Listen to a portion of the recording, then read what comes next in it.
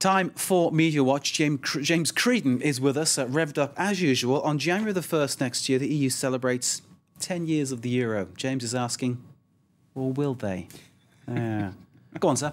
Well, the EU is celebrating it anyway, even if the currency does. We still have the euro. That's the question, isn't it? Well, a lot of people have been saying we mightn't. A lot of experts have been saying, look, we don't know. Will this currency manage to survive into 2012? Well, the EU is presuming it will. Let's have a look at one of the videos that they have put online. Very positive stuff altogether. And I think we have a little clip of it that we can show you now. And what it basically shows is bridge building, sort of the origins of Europe coming out of Italy and Rome, and this woman coming off a Grecian urn or something like that and walking across this bridge, and it's all extremely positive, and this, you know, beautiful image of, you know, Madame Europe, whatever the hell she's meant to represent. And it's all very optimistic. And at the end of it, she starts waving around a €5 note, which wouldn't buy you very much these days, but she seems to be able to buy a lot at a particular market that she's at. So she's still using euros. She's still using euros. Well, I suppose she has and plans she's in the to ad. continue to do so. Well, the ad, which is on this website, the Euroactiv website, and it's also on YouTube. Well, the top comment, I think, says a lot about what people think about this. YouTube allows you to comment on the videos, and the top comment is, ha ha ha, this is hilarious. We're supposed to celebrate what? Van Rompuy isn't an elected EU president, Barroso is not elected, and oh, the euro has done so well, hasn't it? So anyway, somebody being very cynical about it all. And it's worth pointing out that it's true though, isn't it? Van Rompuy and Barroso aren't elected. They aren't. Yeah, and the euro is going. I mean, there was this meeting in Paris today between Merkel and Sarkozy, all about saving the euro. And today, on the front page of Le Monde, there was an article about 1/3 of French people who now want to go back to the franc. So things are, a lot of people obviously a little bit less positive about the euro than that lady is in the ad. Any nostalgia for the punt in Ireland? Ireland, of course, where you're from, we use the euro. I suppose there's a bit of nostalgia everywhere where things aren't going so well. So I think some people are saying in the UK, if they try to change their money, I think there'd probably be a revolution.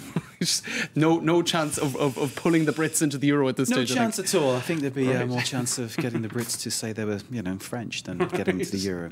Okay, what are we moving to next, James? All right. Well, I mean, I suppose there's an awful lot of coverage online about this and about reforming the European treaties. And speaking of Ireland, the Financial Times is saying Ireland is very anxious about any EU treaty changes being limited, because remember back in 2007, the Lisbon Treaty, any changes to the treaties, Ireland has to have a referendum on it, and it slowed the whole thing down in Europe. So they're very concerned in Ireland that the people would reject any changes to the treaties. Sarkozy and Merkel to sort of say it's bringing this new treaty by March. I think again they're a bit ahead of themselves, because the last treaty took 8 years to negotiate, didn't it? And That's then, it. As you say, votes, rejecting else, it. So certainly, from the attitude in the Irish government is putting another referendum to the people is maybe not a good idea right now. The Economist and lots of other people tweeting about it, saying, look, they can still avoid the apocalypse, but only if they act boldly and quickly. And actually, the apocalypse was one word that came to mind. Just very quickly, a load of photos. It's December, so the 45 most powerful images of 2011.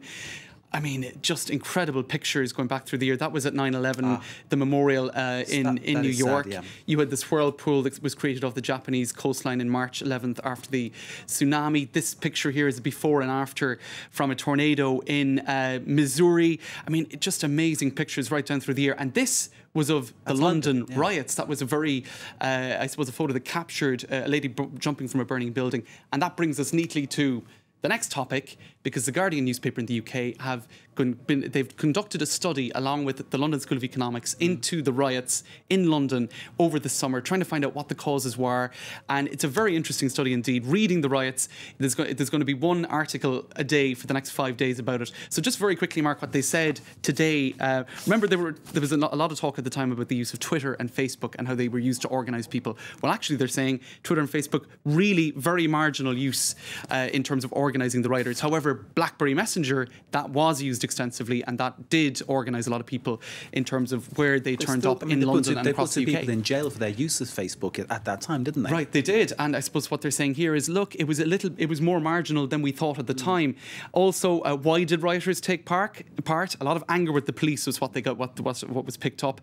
Also, a deep sense of economic and social injustice. Now, bearing in mind, interviewed, or they analysed 1.3 million words of first-person accounts in this, and also 2.5 million riot-related tweets. Also, gangs. Apparently, David Cameron said they were at the heart of the riots. He said this report says they actually weren't. They had a marginal role to play. So it's an interesting insight into those riots during the summer. James, thank you very much indeed. James Creedon with Media Watch.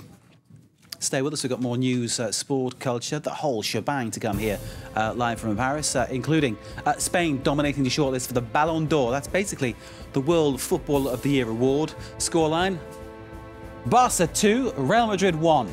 Messi or Xavi versus Cristiano Ronaldo. Stay with us.